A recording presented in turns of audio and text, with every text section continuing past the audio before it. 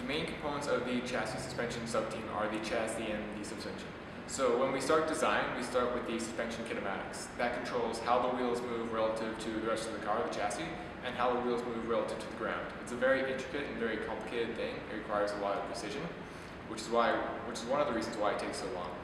From that, we work our way inwards towards the car to design the chassis itself.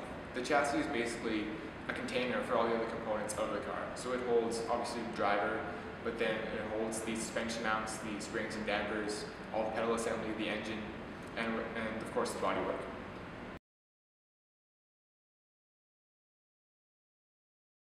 One of the main problems we had last year is we had some very intelligent leads that were running the team, but the problem is we had many new people who were very unfamiliar with how race cars work. The learning curve is very, very steep. We have that same problem this year, but we are trying to solve it in a number of different ways. One of the things we're trying to do better this year is we're working on having people be more educated. So we spend a lot of our time not only doing designs ourselves, but educating other people on how to do designs themselves. It lightens our workload a lot, which makes the whole team flow much better, and also gives them more experience. Because last year, when the experts, so to speak, graduated, the rest of us were basically left not knowing what to do, not knowing how to design any components of a car. And so we had to figure it out as we go and stumble along. Another thing we're doing this year is we're trying to give more independence to our newer members. When we give them a project, rather than say to someone who has no experience designing a chassis, we won't say, here's a chassis, or here's a set of rules for a chassis, go design one yourself. We'll say something like, here are some preliminary chassis designs. Evaluate this component, what do you think of this, what are your ideas for that? We get them thinking about it, we get their input. But then again, the entire responsibility doesn't rest on their shoulders because it can be a very big responsibility.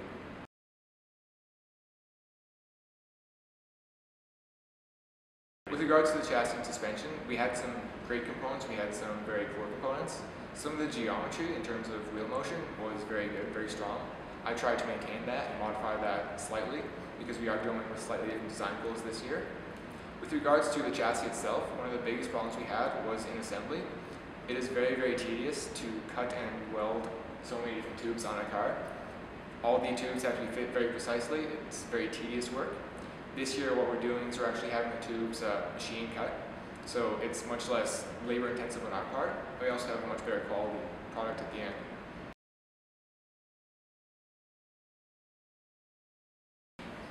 One of the new features for the sub-team in terms of technology that we're using is various different computer simulation programs. Similar to last year, we have programs like Optimum T and Optimum K, which basically model our tire data and model how the suspension kinematics work. In addition to that, we do a lot of our design in SolidWorks because it allows us to visualize how everything will fit together and assemble multiple components prior to actually building them to make sure they work. In addition to that, those programs we did use last year to some extent. This year we're actually using a number of other assembly programs such as MATLAB, so we can simulate other things such as dynamic weight transfer in a car. You can imagine when you're going around a car, you always feel you're leaning to one side towards the outside of the car. That affects a lot how a car performs on a racetrack, and that was something that we were not able to simulate previously, but now through programs like MATLAB we can. The program I designed, or sort of designed, was basically an add-on to SolidWorks. It is a part file within the SolidWorks program. Basically, it allows us to simulate suspension components in a much simpler way than Optimum K does. The program I wrote in SolidWorks allows us to simulate the dynamic components of a race car.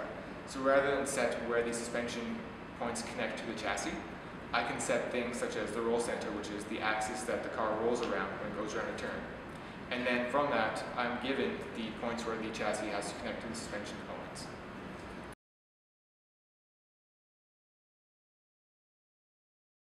There are a number of new things that we're planning to run this year in terms of suspension and chassis design.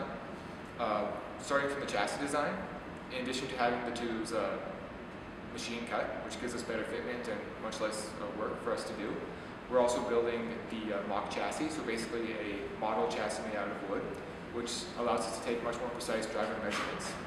There are very specific rules in terms of how a driver must fit inside a car, with regard to safety, which of course is very important.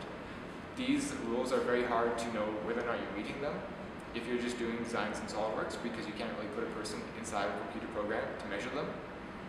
So with a mock chassis made out of wood, we can assemble something, we can have someone sit down and hold the steering wheel and take very, very accurate measurements that are much more useful to us than trying to guess and check inside a computer program.